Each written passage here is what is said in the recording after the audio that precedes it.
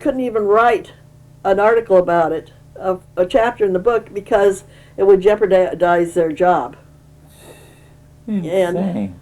And when we were initially doing some research, there were several doctors that wanted to do research with us. And some did, but early on, some of the doctors that wanted to do research with us, they were told that if they did sex research, they would lose their jobs at universities. It's like the Hoover administration. Yeah. What's his name? Right. So it becomes a real problem in relation to,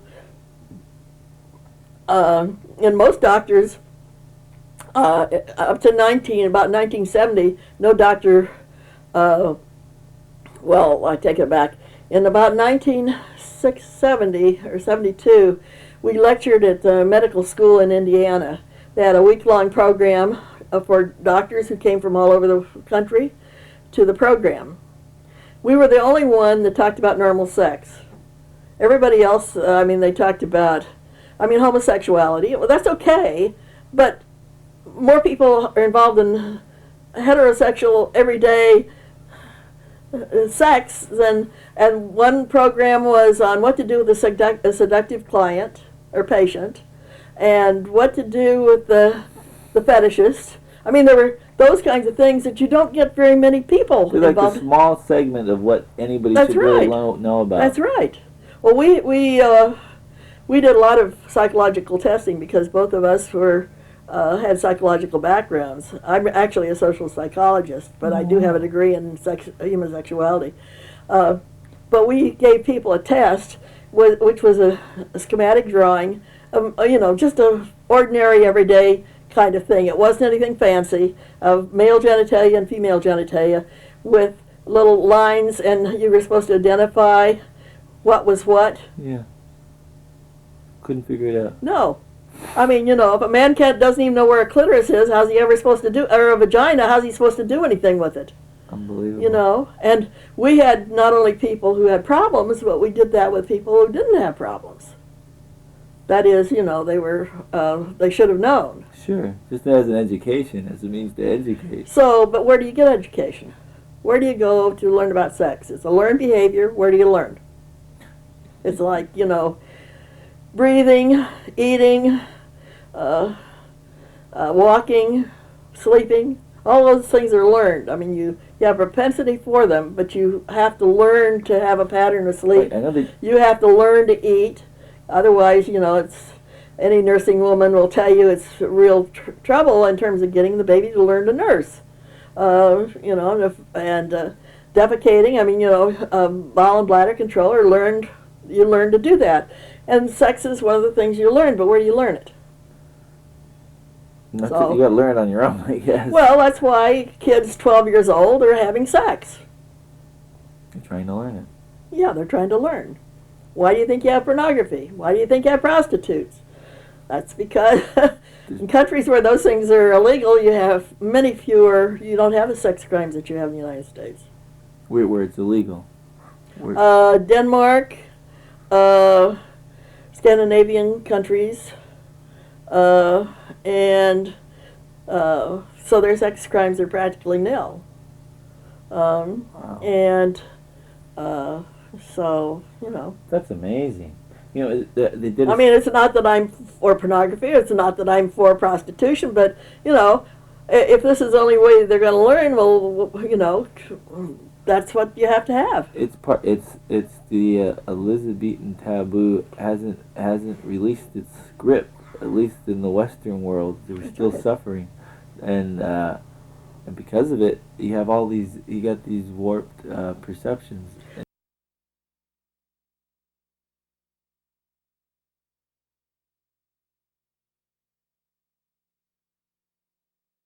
Well, yeah, and part of the problem is you have things like, I see things like what happened in Colorado at Littleton is related to this. Oh, I agree.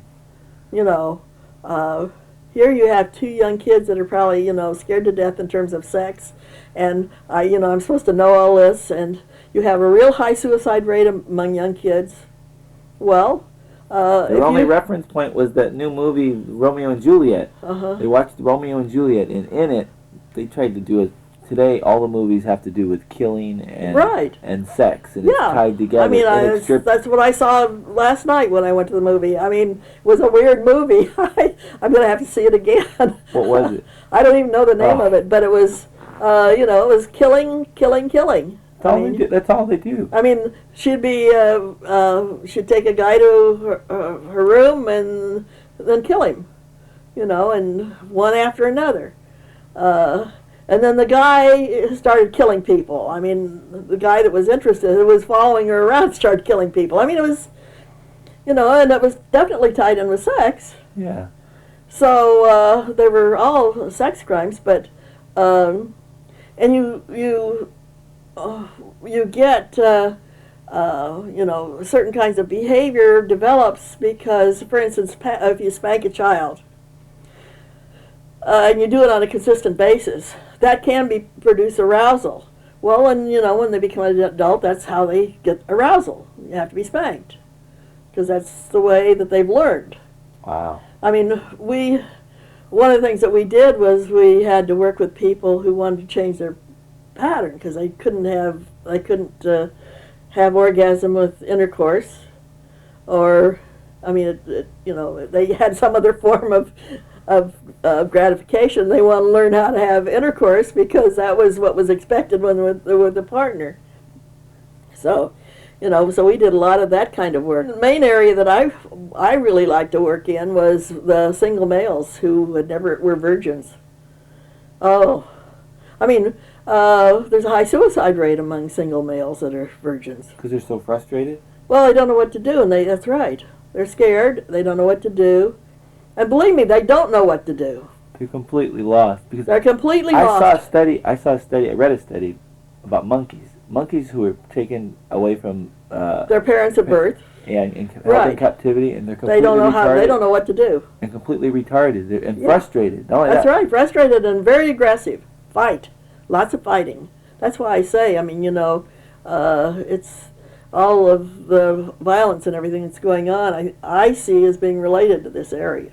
Yeah. And I just see people doing the wrong things in terms of trying to resolve the problems. Wait, the things that they're teaching kids are about guns and violence. Yeah. They're not teaching them about the sex part of it. No. The guns and violence would probably be all right if they gave them a little lesson on the sex part. That's right, on the sex part, right. When we did research, we didn't care whether the people were functional or not.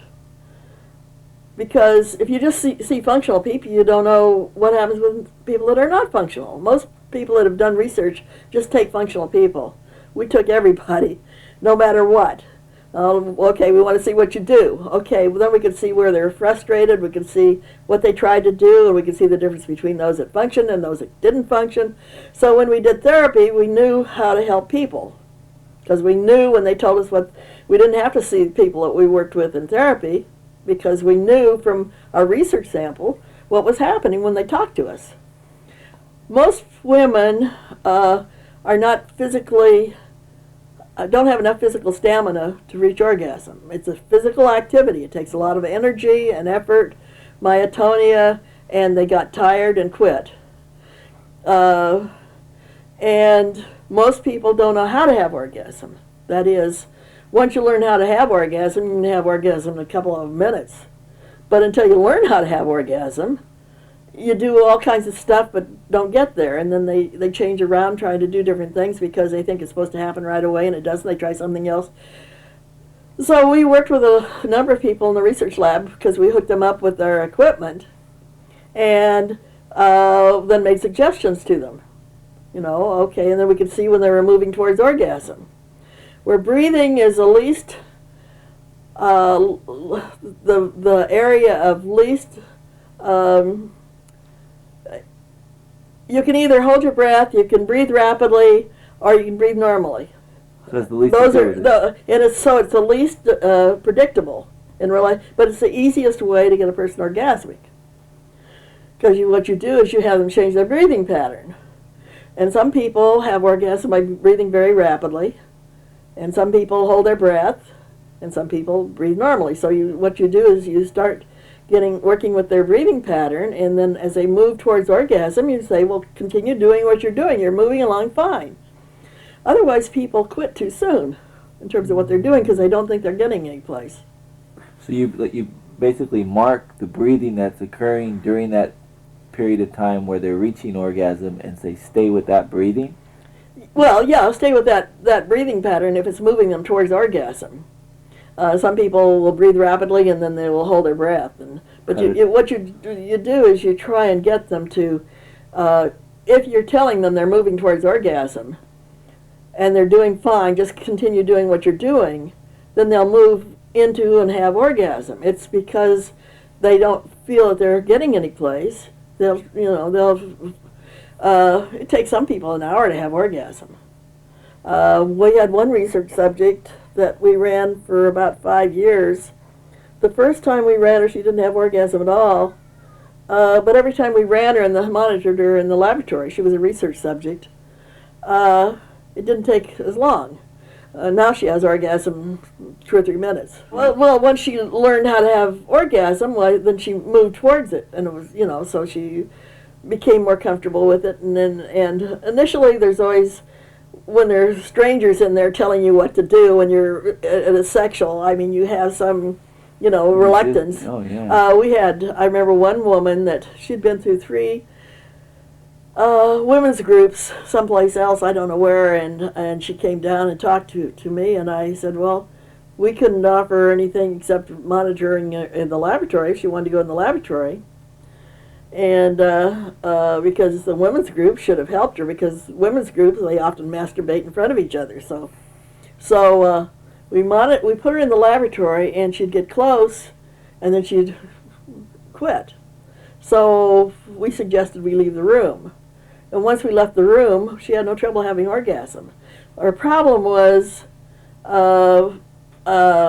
she can have orgasm all right in terms of masturbating now, but she couldn't have orgasm with her partner, but because she saw that as a control issue. And if she had orgasm with him, then he was in control.